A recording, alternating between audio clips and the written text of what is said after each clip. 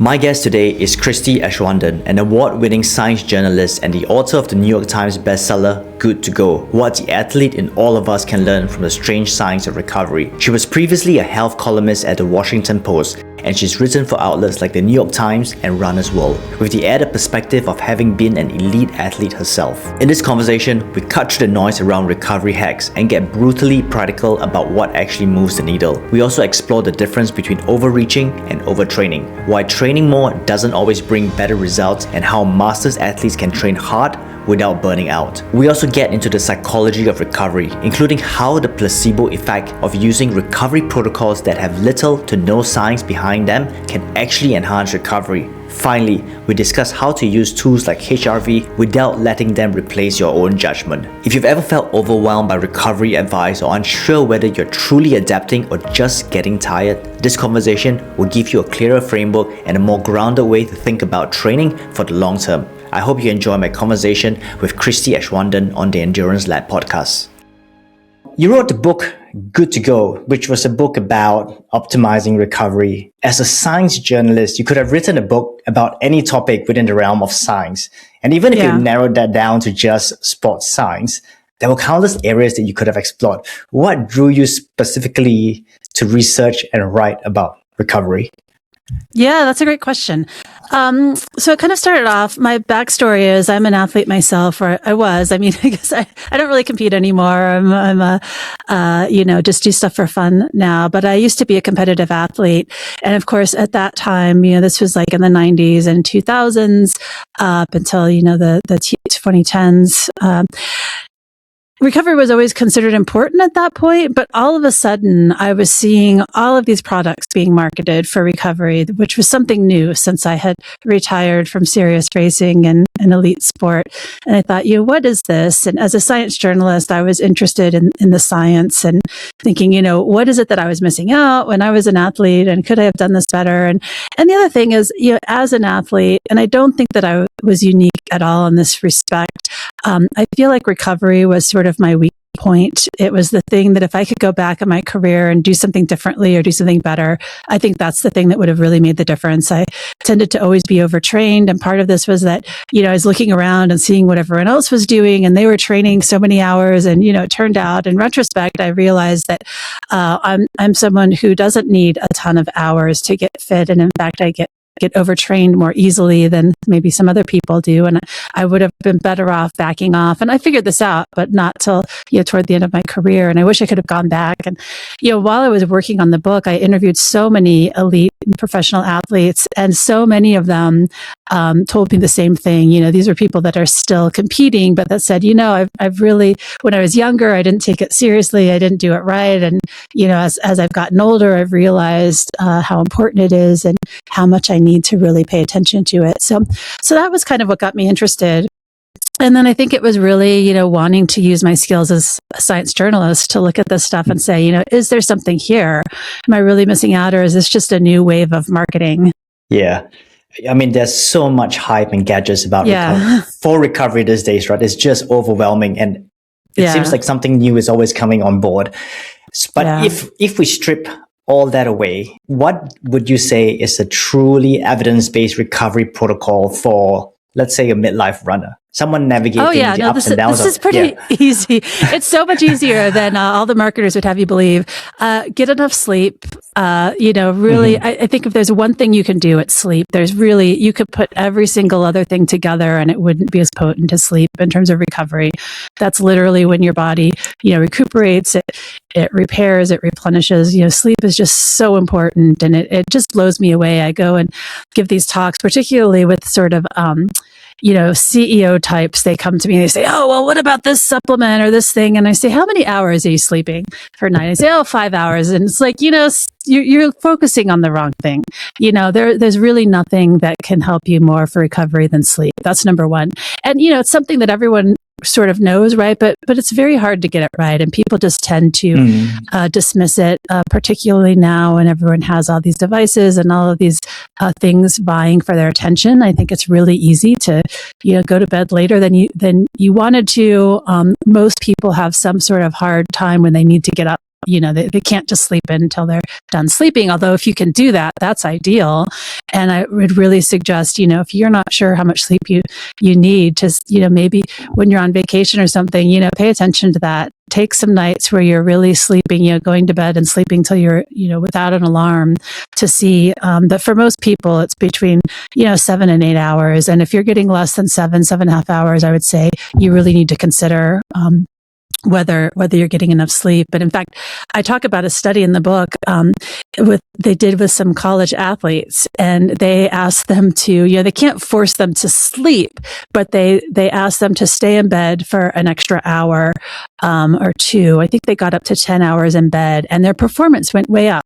And so, sleep really does work, and it doesn't, you don't have to be, people get really hung up on, there are these wearables now that purport to tell you whether you got REM sleep and things like this. And that's sort of getting into the weeds. You don't need to be concerned about that. You need to just be, sleeping enough hours, getting up. You should be feeling refreshed when you wake up. That's the most important thing. There are people that want to sleep a bit longer, but they struggle to stay asleep. So what do you say just now about asking these college athletes to just stay in bed a bit longer?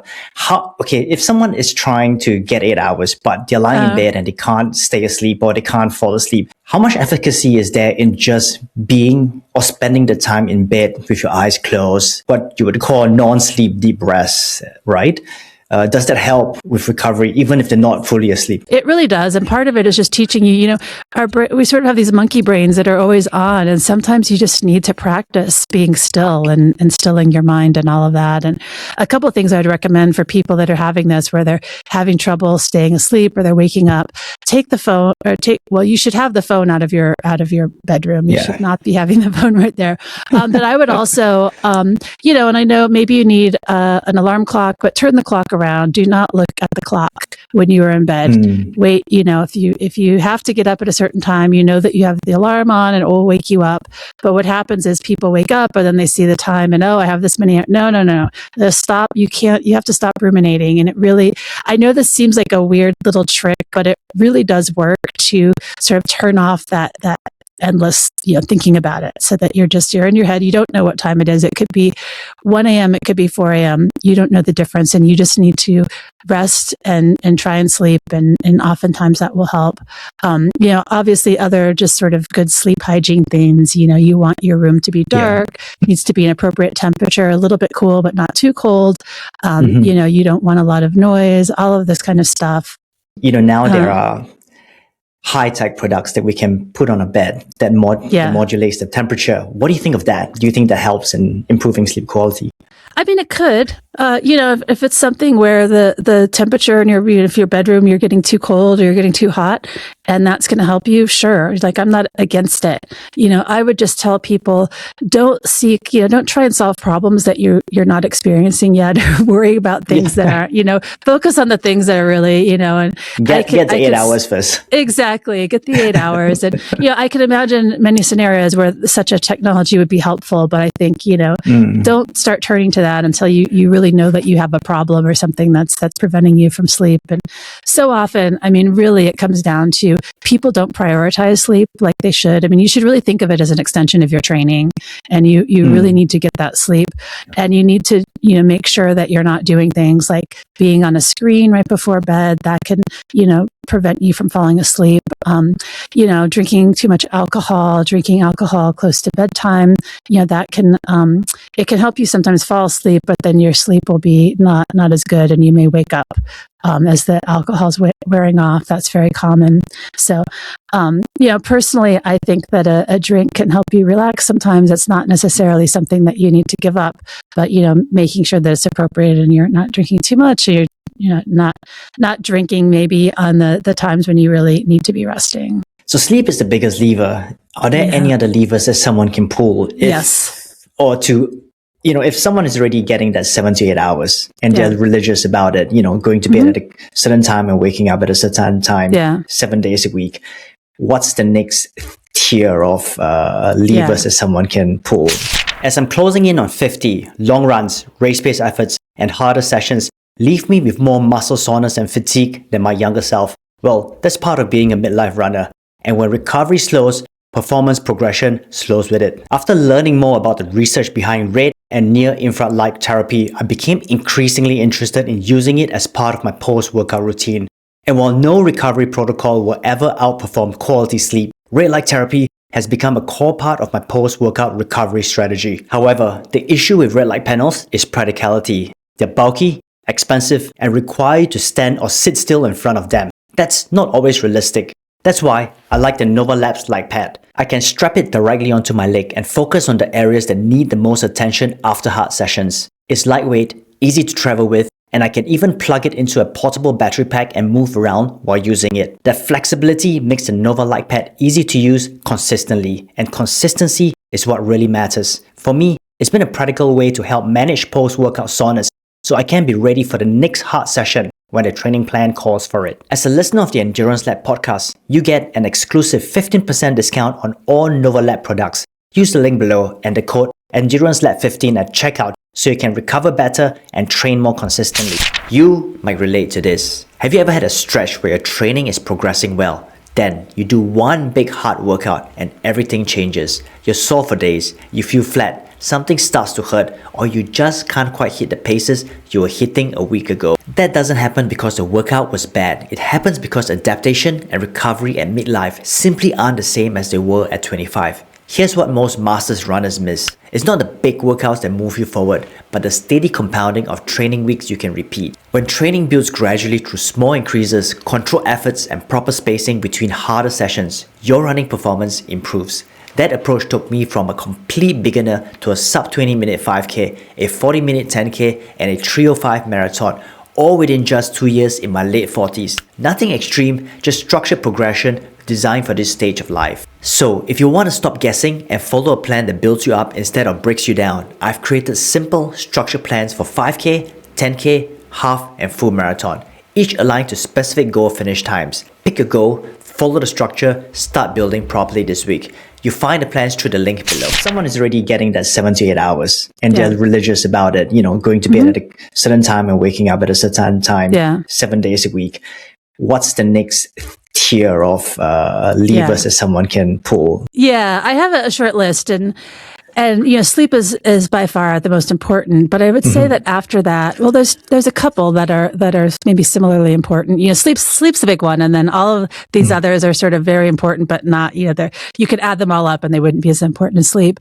And one of those is just nutrition. And here, people tend to get really obsessed with what's the magic food, or should I eat that, or should I eat this? And really, it's just about eating a balanced diet, getting fruits and vegetables, fiber, and stuff like that. But there's no magic diet that I think, and a lot of people really tend to fixate on this stuff, and it can be a real distraction. I write in my book about how Usain Bolt, won a bunch of gold medals eating McDonald's, the Olympic venue, and I'm not saying that that's how people should eat, but I think we tend to overthink the nutrition thing. When you're exercising really hard, what you need is calories, and you need carbs and fat and protein. There's not an exact formula that's going to, we're sort of in this era where everyone's trying to optimize, and there's this idea if you get the exact perfect ratio, and it's like there's a lot of room for slop there. Our bodies are very good at something called homeostasis, so it's basically this physiological concept where your body's wanting to sort of stay on an even keel, and it's going to do that with the sort of things that you throw at it. And so it doesn't mean that it's not important to eat well. It really is.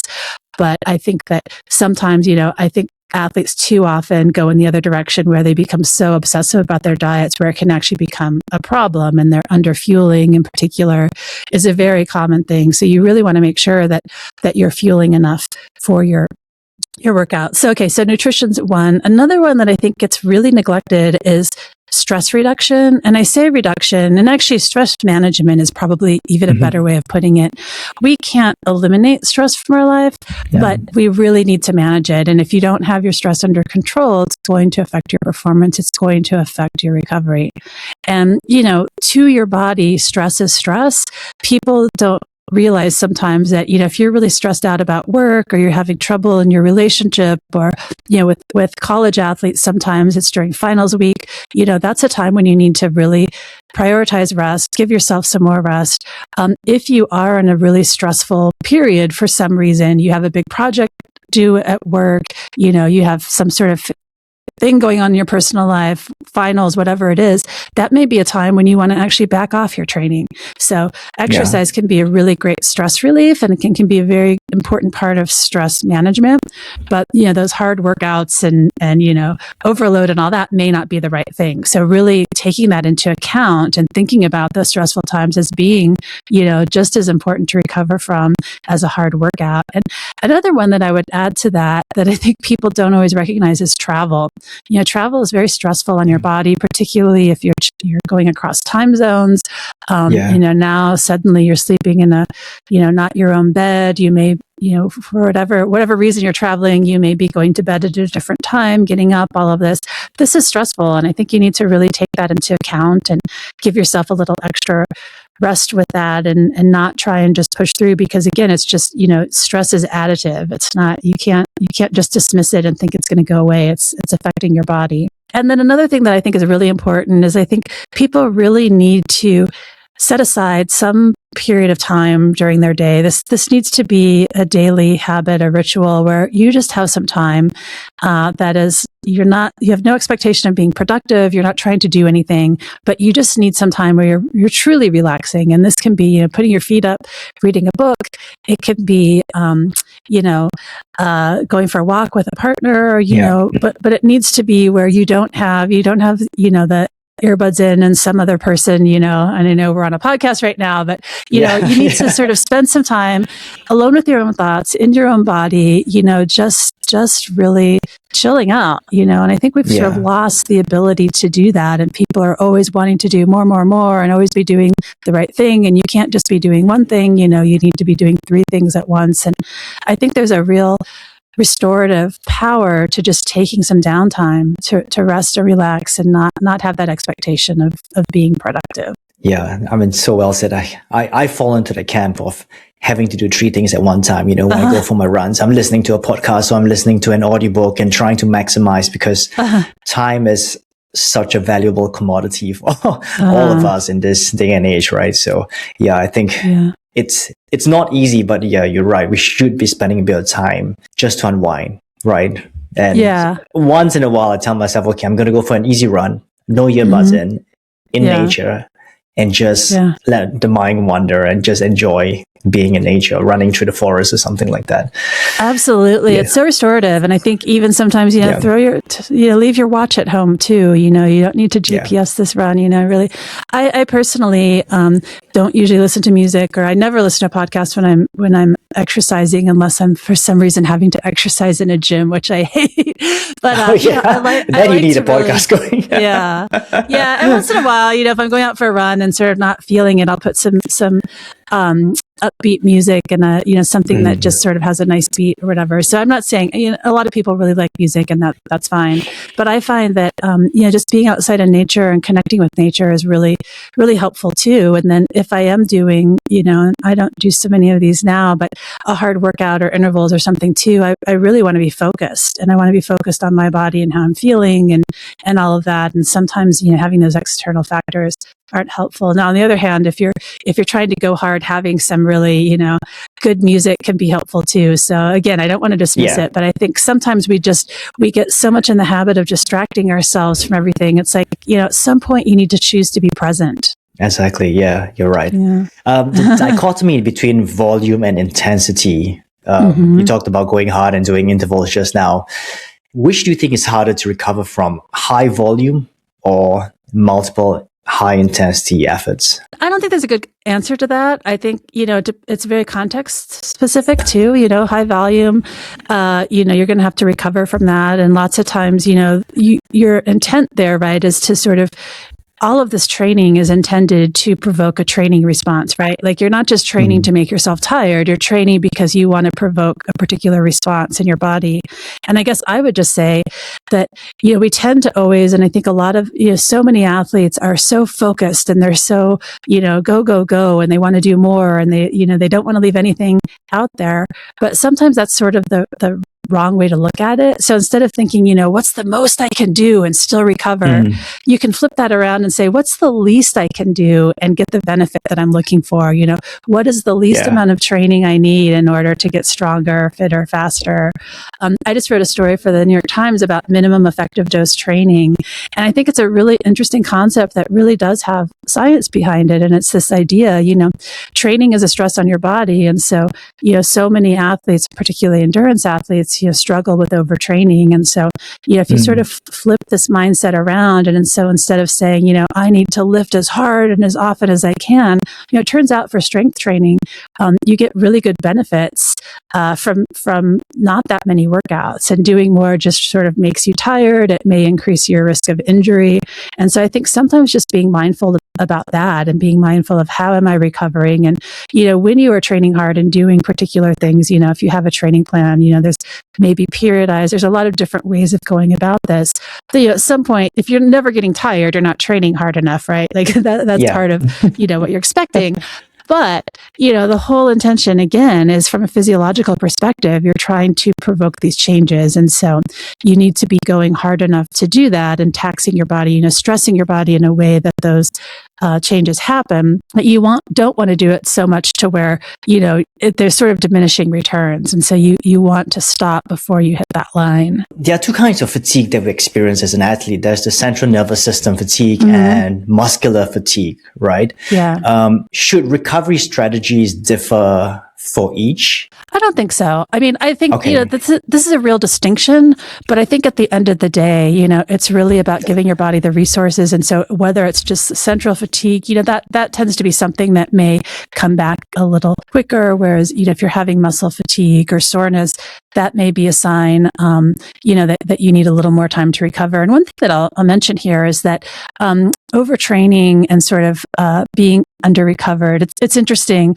among scientists who research this. There's kind of a little bit of a debate of whether we should call it overtraining or under recovering, because really that's what it's about. You're training more than your body's recovering from, and so you're not benefiting from that training, and all you're doing is getting tired, and you're not getting stronger or fitter or any of that. And so that's really the distinction. And so I think, really just paying attention to your body and how you're feeling and getting to know what those different types of fatigue can tell you too. One thing that's really interesting to me is that there's really not one universal sign of overtraining, but each individual athlete will tend to have something that if they're really paying attention, they will start to notice. And so one of the most common ones is that people will have a particular type of feeling in their muscles. Often they'll feel like my legs are dead, my muscles are it's a particular kind of soreness. So it's something that feels distinctive to them. And I'm saying this in kind of vague terms because for me, that's not the symptom. For me, the symptom when I know I'm getting, a little overcooked, I'll wake up and I have just the slightest amount of a sore throat. And so it's like, oh, am I getting sick? And what I found is if I wake up and I have this, if I just take a rest day or I back off, usually I bounce back and I'm fine. If I think, oh, it's nothing, I'm fine, and go do a hard workout that day, then all of a sudden I'm sick or I'm tired or I'm overtrained. And so, figuring out the symptoms for you that show that you have overdone it and that you're not properly recovered. Now, I want to make clear here that, you're going to be tired sometimes and you're going to not always recover in a day. That's right. I mean, if you're training hard and you're in a period of hard training, that's, we expect that. The issue comes if it's, you're really not recovering after a little while, or you're continuing to not feel good in your workouts, you're underperforming. Another really common sign actually of overtraining is moodiness. And in fact, probably the most powerful or sort of consistent sign of overtraining among all athletes is just, people feel maybe a little depressed. They feel like, oh, I don't feel like working out. And then they tend to kind of get into this self-loathing mode. Like, why am I feeling so lazy? I need to go out there and go harder. And it's like, and a bit of grumpiness and snappiness as well. And I've been there, Yeah. I had a coach that I interviewed for the book who said, he'd like to talk to his athletes, spouses or roommates. And if they said, he's really been a jerk lately, or is it a bad mood? He knows that he needs to back off their training. Yeah. When do you think, okay, there is a point of overreaching and then there's a point of overtraining, right? So we kind of have to overreach to be able to improve. What would be an indicator that someone is really crossing that line? Like having muscle soreness, having a bit of grumpiness, or, could be at the tip of overreaching and maybe kind of crossing over. But where should someone say, okay, now I really have to recover? Yeah. I mean, that's the $1 million question, right? And, everyone is, you're always sort of towing that line, and there is no hard and fast answer, but I would just say paying attention. And so it's okay to be, overtired for a day or two or something like that. But if you're continuing on and you're unable to do your training program, or your performance is really going down, that's the point where it's like, okay, this isn't working. It's normal to have some fatigue. And if you're in a hard block of training, you may be getting fatigued and slower, whatever, over time a little bit, but it shouldn't be extended. It shouldn't be prolonged. And you need to have a sense that, okay, now you rest and you're bouncing back. And if you get that rest and you're not bouncing back, that's a sign that, oh, I need to back off. We all know that as we age, or as we navigate midlife, recovery is going to be more challenging than our younger selves, right? But why is that physiologically so? Yeah, this is such a great question. I have been unable to find any convincing, satisfying answer. Everyone talks about it, right? But I know. But yeah, what's we all know what's that going it's on? True, but I don't think we have good understanding of exactly why that happens. Some of it is just resilience, and you do, you lose muscle mass as you age. Now that's something that is sort of, I don't know that's reversible per se, but it's something as you get older, it's really important to do strength training, because otherwise, it's kind of holding off that muscle loss, which is quite effective. If you're doing strength training, you can sort of hold back the clock on that. But speed, I think there are some changes in muscle fibers that probably happen with age too, and mitochondria. But I think the bottom line is just that it happens, and, the way to deal with it is not to pretend it's not happening or get mad that your body's changing, but to just really embrace it and accept it and realize, okay, so I need a little more recovery now than I used to, but that's okay. If I give myself that recovery, I can still perform well. What doesn't help is when you're like, oh, no, I can't believe I'm still so tired. I'm just going to push through and do this hard workout I had trained. When if you had just put that off for a day, you could actually get a lot more benefit and do better. You just have to sort of I kind of think of it as radical realism, or acceptance. Like you have to accept where your body's at, because you can't wish it away. You can't wish yourself to be, in a different place than you are. So you really just need to accept that and pay attention to it and act accordingly. You've written quite a bit about placebo and expectation. Oh yeah. How can an athlete intentionally leverage the placebo effect to enhance recovery? Yeah. I have a little chapter in my book about this. I hope people will find the book and read it. Most of the recovery modalities that I researched and tried, while I was working on the book, I tried so many different things, and I really did expect that some of them would work. And we've already talked about the things that do work, but there are so many products and things that you can do. And, what I sort of realized and found is that most of these were just giving you a sense of agency and a sense of, being proactive while you waited for your body to heal itself and to recover on its own. And so, for instance, I call them the squeezy pants, but the pneumatic compression boots that they feel great, right? Like I think they're really nice. Are they doing anything from a physiological perspective? Are they really doing much? Well, not really. I mean, they're increasing. Those things were originally created for people with very poor circulation due to things like diabetes and whatnot. And so, athletes do not have poor circulation. So, increasing your blood flow is not going to actually help you, because your blood flow it's sort of like putting more oxygen in the room. It's not going to help you. You're already getting sufficient oxygen. That's not the limiting factor. But what it does do, the squeezy pants feel really good, and they give you a chance to sit back and relax for half an hour or however long you're doing them. And that's where the real benefit comes in. And there are a lot of other things too, where it's really just a way to sort of get yourself to relax and to rest. And so anything that you can do that does that is fine. And there's of course a very powerful placebo effect. And there are ways, that companies will use this, unpleasant placebos are more effective than inert ones. So, for instance, a placebo shot is more effective than a placebo pill. And so, I think this really gets into cryotherapy and the ice stuff because it's really, unpleasant. And so you think, oh, yeah, this must really be working because it feels terrible. And so, of course, it's doing something important. When in fact, you could do heat instead, which is much more pleasant and, probably helping you a little bit than more. Ice bath. Yeah, exactly. What about HRV? How should athletes interpret HRV in the context of recovery? Yeah. I read it. So I have a whole chapter in the book about data and about ways of measuring recovery and all that. And, HRV, I think it has potential. It makes sense. So it's measuring your sympathetic, parasympathetic nervous system. The idea being if you're more stressed, things will be in one direction or another. But at the end of the day, this doesn't seem to be that helpful in terms of being predictive. So you cannot look at your HRV and say, am I rested or not today? I think it's not a useless measure. It's something that, if you're a number nerd and you really want to track something, you can look at it and you may find things about yourself. A single measurement is not going to be helpful.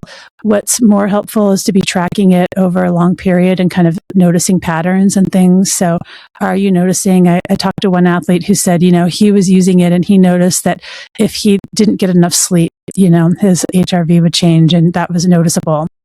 And so I think it can be helpful, but I don't think it's something, it's not a number that you would look at and say, okay, this is going to tell me whether I'm recovered or not. It's just one more piece of information. You shouldn't make it more important than what really matters, which is how you're feeling and how you're performing. And I think we're really at this time when people want technology to do the work for them, and tell them, am I recovered? How am I feeling? And, your sports watch shouldn't be the one telling you how you feel. Like if that's how you're deciding, you have more problems. Yeah. In fact, in the book I talk about, my book's been out for some years now, and it's kind of interesting to me because I feel 2019 that it got published. 2019. Yeah. So 7 years ago now. 7 years ago. Yeah. But I feel like the stuff has gotten, it's kept growing. And, back then when I was researching the book, this was like in 2017, I talked to a guy who had started a company. It's long ago, gone out of business or whatever, but it was measuring HRV. And this was maybe one of the first. This is in my book, but he thought this was going to be the thing that, measuring recovery. And pretty soon he just dismissed it because he found that it wasn't that useful. And there were other things. Okay. So it was really useful was sort of this matrix of how are you feeling? How did you sleep last night? How are you performing in your workouts? How's your mood? These are the things that are much more instructive. Now, there are also things that are hard to put a number on, and people really like numbers, and there's this idea that what you can measure, you manage, and that can end up meaning that you're managing the wrong things. And so anyway, this guy told me he had done a marathon, and according to his HRV, he was very rested the next day. And he sort of knew, that I don't think that's correct. Yeah, because HRV is a proxy for your sympathetic and parasympathetic nervous system, correct. Right? And everything affects that, not just your training. So life stress, whether you slept well, your kids and all that kind of stuff, everything kind of shows up as HRV. So we can't isolate one variable to say that HRV is the downstream effect of that variable. Well, I just want to stop there for a second because, what you're saying, it is true. It is important actually to take into effect all the things you're talking about. This goes back to earlier in our conversation about, your life stress, all this other stuff matters too. And you need to know what's going on in your body. But it just turns out that HRV it's not consistent enough and reliable enough. And, sometimes too, depending on, the technology is getting a lot better, but to really do a good job of measuring your heart rate, you need a heart strap. It's not always so accurate and a wrist-based thing. There's just little things like that too. And it's like, what's the quality of the data that you're starting from? And there's this saying, garbage in, garbage out. If you're getting unreliable data to start with, and then you're making decisions based on it, that's not helpful. Yeah, exactly. There are some athletes in the fasted training camp, and there are some athletes that always train fueled. Does training fasted, and I'm talking about a lower intensity session, does it actually increase the recovery demands? Yeah, that's a good question. I don't actually know the answer to that. Okay. I think that there's some more recent research that I'm not as familiar with. But I think that this is one of those things, athletes are always looking for the thing. Oh, if I do this, it will help me with that. And, I remember when I was bike racing, we used to sometimes, say, oh, go out in the morning and do a ride before you've eaten anything. And, that's fine. Does it, the idea was maybe you jumpstart your metabolism, you come home and then you're a little more hungry, you have a nice breakfast. If you really want to perform well and go hard, you need to be properly fueled. So you don't want to be fasted. But, the idea in training is that you can push some of your responses. And I'm not familiar enough with the latest research on that to say, so I don't want to weigh in. Okay. What about muscle soreness? When we're training, during the peak of our training, whether we're training for a marathon or a bike race, there's always going to be a bit of DOMS, delayed onset muscle soreness. Is that an indication of adaptation, or is that elevating injury risk? How should people navigate? Yeah, I think it's normal. It shows that and I do think it's probably more of an indication of training response than it is of, injury risk. So you can train through it, and you want to be, careful though that you're not, if you are having prolonged muscle soreness that you're not recovering from, then that can be a sign of overtraining. So I think in the short term, it's fine and it's expected, and if it's in sort of the right time course. But if you're having muscle soreness that's sort of lingering beyond when you would normally, usually a few DOMS is usually the next day or sometimes 2 days. Oftentimes it can be worse on day 2, depending on the strain and all of that. But if you're 4 days out and you're still having that, it may be, okay, I need a little more rest, a little more recovery. Or if it's something that is lingering where you're not seeing an obvious cause. So if I go to the gym today and I go max out, I'm going to expect to be sore tomorrow, right? Mm-hmm. But if I'm, doing a very easy workout and then 4 days later I'm really sore still, that's a sign something's wrong. Yeah, for sure. Let's talk about long-term training. So if our goal is to continue to run well or cycle or whatever sport that we engage in for the next 20 to 40 years, how should our thinking of recovery evolve compared to chasing a short-term goal like a marathon PR in 3 months? Yeah. What would the long-term view be? Yeah, I think as you get older, recovery just becomes a lot more important. So I think prioritizing it becomes really important.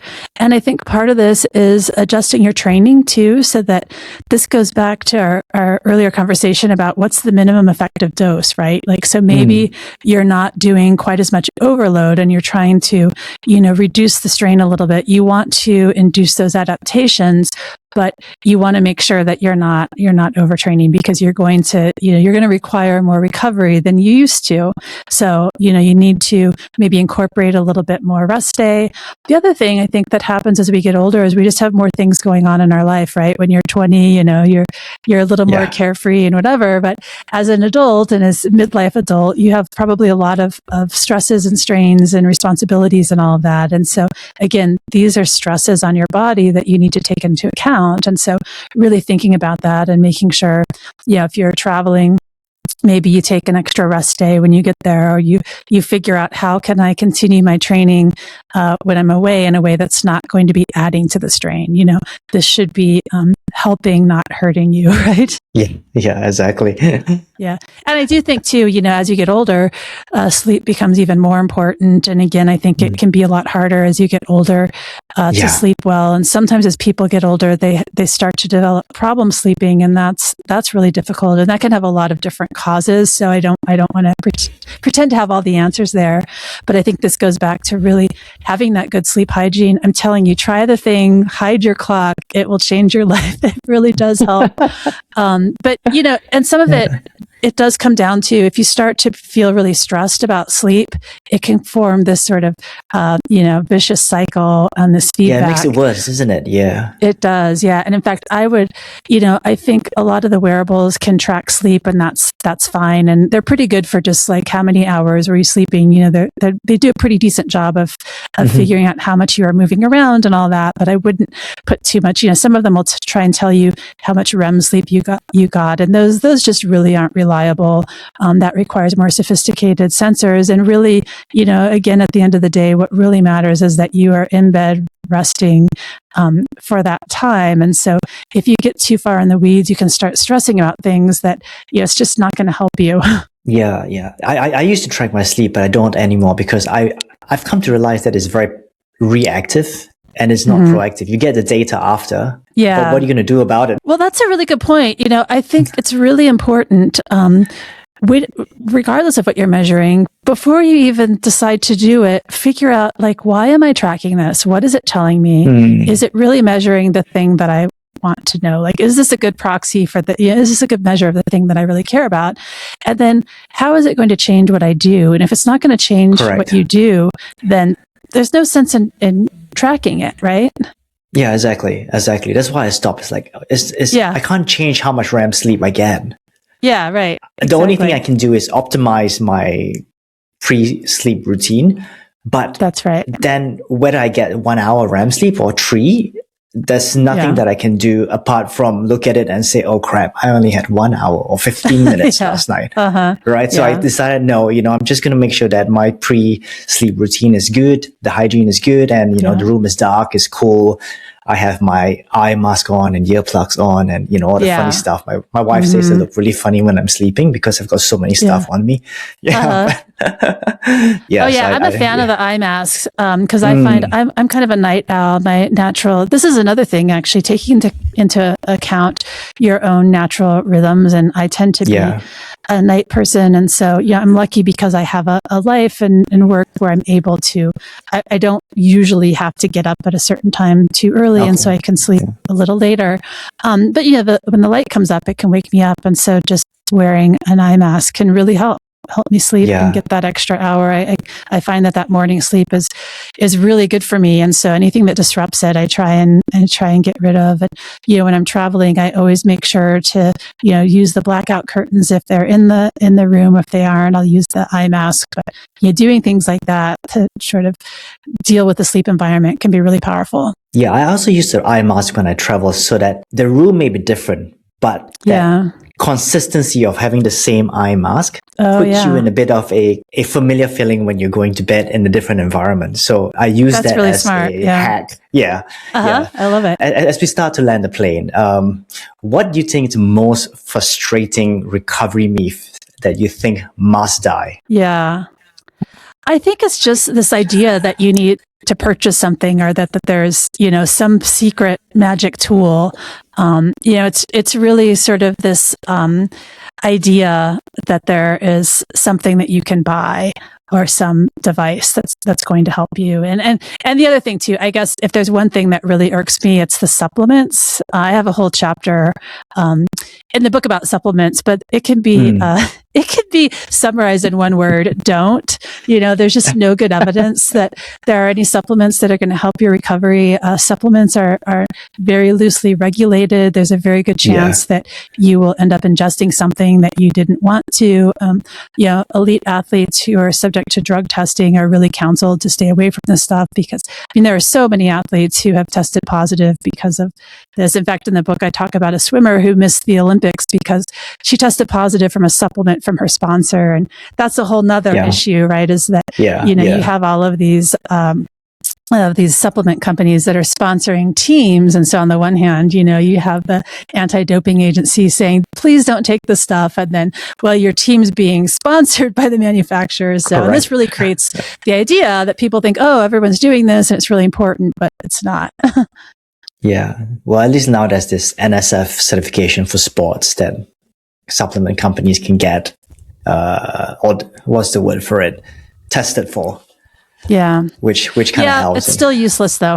The stuff itself, so maybe the stuff itself, is something else, but you can, at least if you have the label, that you have what is inside it. Yeah.